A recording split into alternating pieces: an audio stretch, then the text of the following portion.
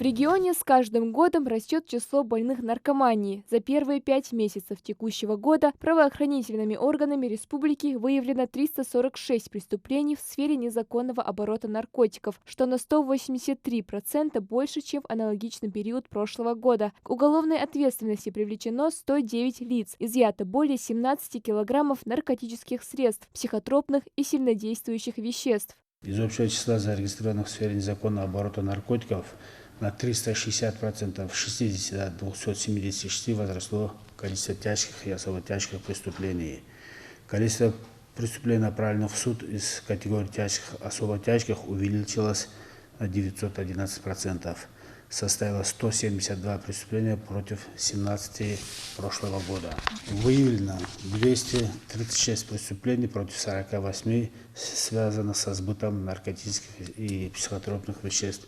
Рост составил 391%. Люди без всяких моральных и нравственных принципов, их бизнес жестоким образом пресекают сотрудники регионального управления по контролю за оборотом наркотиков. В текущем году удалось раскрыть 70 преступлений, совершенных группой лиц по предварительному сговору. Из выявленных 346 преступлений 94 относятся к категории совершенных в особо крупном размере. Рост составил 108%. Кроме того, за последние годы продолжают упорно расти преступления, совершенные с использованием IT-технологий.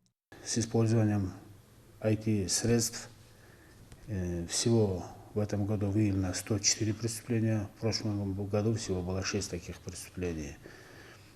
Также в результате скоординированных мероприятий стало возможным перекрытие 4 каналов поставок наркотических средств на территорию Республики Ингушетия из городов Москва, Ставропольского края, по которым задержано 9 лиц, из них 1 житель Краснодарского края, 2 жителя среднеазиатских республик и остальные 6 являются жителями Республики Ингушетия. Из 17 килограммов изъятых наркотических средств 7 сильнодействующие вещества, 3 опийной группы, 948 граммов каннабисной, также 4 килограмма амфетаминной группы. В прошлом году подобных видов наркотических веществ не изымалось. Практически по всем направлениям деятельности идет увеличение.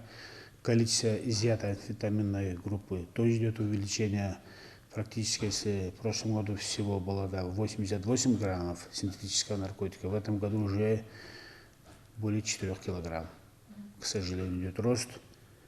И ряд лиц, которые задержаны, они несут, естественно, уголовную ответственность согласно Уголовного кодекса, статьи за сбыт сильнодействующих наркотиков.